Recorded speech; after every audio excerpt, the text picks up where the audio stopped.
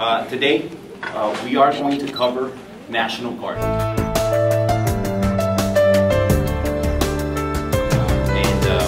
Now I'd like to welcome Chief Patrol Agent Victor Majares of the Tucson Sector and Commander Colonel Jill Nelson of Joint Task Force. Thanks.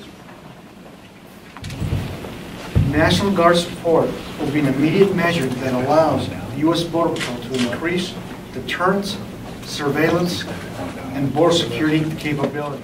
Guardsmen are trained by Border Patrol agents in the use of the following technology: infrared surveillance devices and stationary truck-mounted cameras, technology with highly advanced optics, allowing them to determine what is detected on radar.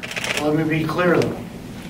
Law enforcement activities along the border between the ports of entry remain the responsibility of the United States Border Patrol and Border Patrol agents. National Guardsmen will have no direct law enforcement role in the apprehension, custodial care, or security of those who are detained. Good morning. I'm Colonel Jill Nelson, the commander of Operation Copper Cactus. And as the chief mentioned, the Arizona National Guard has a long-standing relationship supporting state, local, and federal law enforcement agencies within Arizona. Every Guard member, every soldier and airman assigned to Operation Copper Cactus comes from the Arizona National Guard, and they are all volunteers. 1,200 Guard members were authorized to support the Southwest with this current Southwest Border Security mission. 560 of those soldiers and airmen were authorized within the Arizona National Guard. 1 October was our target date to be fully operational, and we achieved that goal. The previous 60 days was really spent on focusing on actively recruiting, hiring, training, and equipping our soldiers and airmen to best support law enforcement. Of the 560 Guard members authorized to Arizona, the large majority of these soldiers and airmen are assigned to support Customs and Border Protection in that entry identification team capacity as that second layer of security supporting law enforcement. A smaller group, 28, are assigned to support Customs, or to support Immigrations and Customs Enforcement in an intel analyst capacity. We've relied heavily on local military installations, both Davis-Monthan Air Force Base, as well as Fort Huachuca for the lodging and some of the other soldier and airman care functions that can be associated with a long-term mission such as Operation Copper Cactus.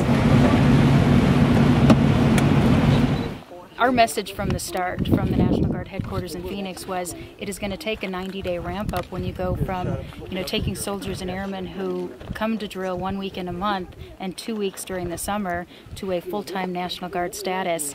It's going to take a ramp-up. You have to allow these troops to resolve employer issues, give notice with their employers. Just the application process, the vetting process that we work with CBP and ICE, we knew it wasn't going to be able to be done overnight. Our consistent message was a 90-day ramp-up with a 1 October fully operational date, and we achieved drill status Guard members, a large percentage that come to drill 1 week in a month or 2 weeks in the summer. I'm full-time, and I'm an active Guard reservist as well up at the state headquarters. And this mission was assigned under me, in terms of the command for the mission. But the Arizona National Guard has their part-timers, and then they have their full-time military technicians and their active Guard and reservists.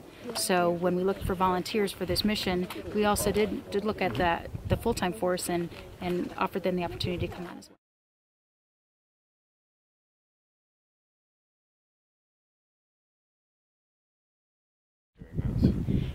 They come from all walks of life. There's different ADOS programs or different active duty programs. They could be a full-time or a unit clerk at a unit at the MACOM level. They could be working in the state headquarters in the training shop. They could be running a range. They could be a medic. We have a medical support system in place, a paralegal. They come from all walks of life. So any site that you go to, you could have an infantryman, you could have a cook, and you could have an administrative clerk. Auto mechanic. Correct. Yeah. We opened it up to everyone. They weren't MOS, AFSC, which are career fields in both the Army and the Air Force specific. We knew that we could train, any military member to do this duty and support a CBP. August was really our train-up period. we got the notice that the funding was coming down in late July, which is when we started our application process. 1 October was our consistent message in terms of that fully operational state. Phased in, we didn't bring all 560 on day one.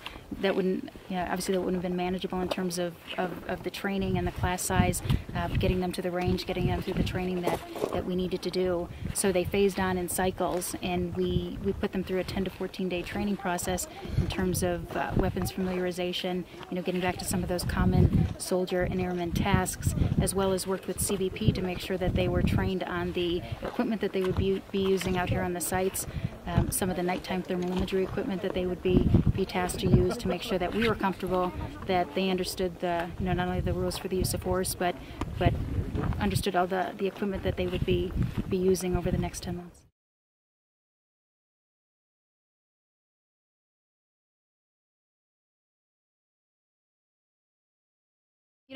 For some of them, it's taking them out of maybe an office environment and putting them out in a field environment. Now, all these soldiers, you see them on shift right now. Another shift, because of the 24/7 coverage, will come in and replace them, and they'll go back to their place of lodging. But they're all volunteers, and they come from all walks of life. But instead of being assigned on Operation Copper Cactus as a supply sergeant or a cook, they're assigned as an EIT member. Specialized equipment to be able to to best support Border Patrol, especially during nighttime operations. But definitely the soldiers and airmen on this mission, aren't necessarily doing their military career field task on a day-to-day basis. They're assigned as an EIT member or as a criminal analyst.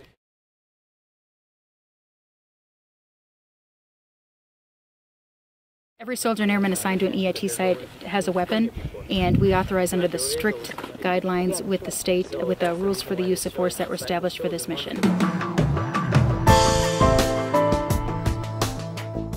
I don't want to get into details of the rules for the use of force, but they are authorized to use their weapons for self-defense.